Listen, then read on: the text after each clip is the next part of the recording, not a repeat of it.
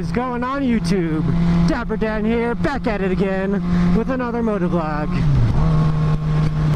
Here we are, the third week of November, and Thanksgiving is in just a couple days, and we are still having absolutely beautiful riding weather.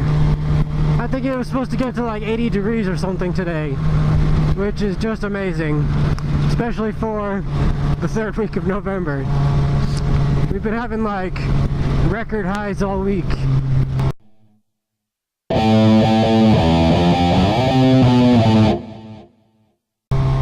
Sorry if my voice sounds a little weird at some point during this motovlog.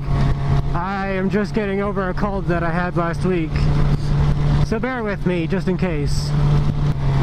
It's supposed to snow coming up here soon, so this very well could be my last motovlog of the year. It's only supposed to be 2 inches though, so that'll be melted pretty quickly. I might be able to record again if it doesn't snow too much. Today we are going to be talking about a question I see get asked all the time. Not necessarily to me, but I see it getting asked on every motovlogger's channel. And that question is, what is the perfect starter bike? And the simple answer is, there is no perfect starter bike. Everybody is different. Everybody has their own skill level, and everyone has their own level of comfortability. And even what type of motorcycle you want to be riding has a different starter for it. As most of you know, I myself started out on a Ninja 250. And it was definitely a very easy bike to ride, a very easy bike to learn on.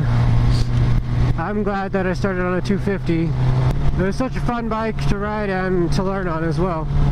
And since it didn't have very much horsepower at all, any mistakes that I made on that bike weren't really that big on that bike. It would have been a big deal on something that had a lot more horsepower. In my opinion, one of the best starter bikes you can actually possibly get would be the Dual Sport or Supermoto. And the reason I say that is because it's basically a dirt bike that is made to go on the street, and because it's a dirt bike, they are extremely durable. So being a first-time rider, if you ever, let's say, drop it or lay it down, it's not really going to get damaged at all.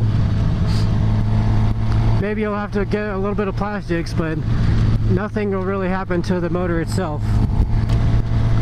All you gotta do is just pick it up, and I guarantee 9 times out of 10 it'll start right back up. If you have previous riding experience, like say you rode dirt bikes as a kid or something, I would say maybe you could start on a 600 or a 600 class.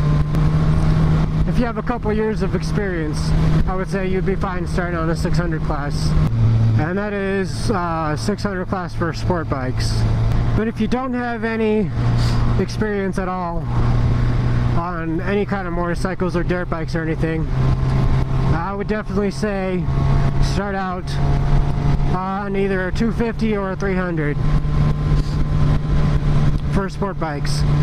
I myself, when I started, I probably had less than a week of experience total, so that's why I chose to start on a 250, and I got a really good deal on it too, so that doesn't hurt. 250s are great bikes, but they just don't have a lot of passing power on the highway. You can do the highway speeds, but you're going to be all the way at the top of the RPMs, and you're not going to be able to pass someone very easily. You'll have to do most of your riding in the slow lane on the highway. 300s, from what I've heard, are a little better. They do have a tad bit of more passing power.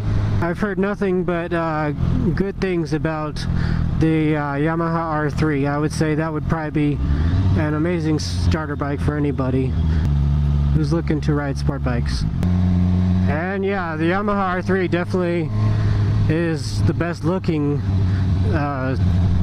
small CC sports bike in my opinion as well. If I could have found one for a good price, I definitely would have started on one of those. Now, if you want to be starting out on a cruiser, I would definitely say that you could start on a 500cc cruiser. Everybody knows cruisers are slower than sport bikes.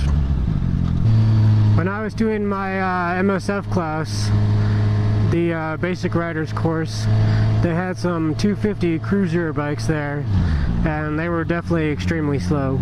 They had like a lot of power from, well, not really a lot, but the only power they had was like probably from 1,000 RPM to like 5,000 RPM, and then there was nothing after that. It just died off. So if you want to be riding cruisers, I would definitely say 500 cc's would be a safe one to start at. And regardless of how much riding experience you have before, unless you had like more than like 3 years riding experience, I would definitely not recommend that anybody starting on 1000, sport bike or cruiser, because they just have way too much power for an inexperienced person. I would definitely recommend that anybody start on a 250 dual sport, or supermoto as they're also called, because those things are just so durable that no matter what happens, they'll still be running, and it's very easy maintenance, and they don't even require that much maintenance really. Just all they really require is oil changes for basic maintenance. But anyway guys, that's all I got for right now. Thanks for liking, commenting, and subscribing, and have a good day.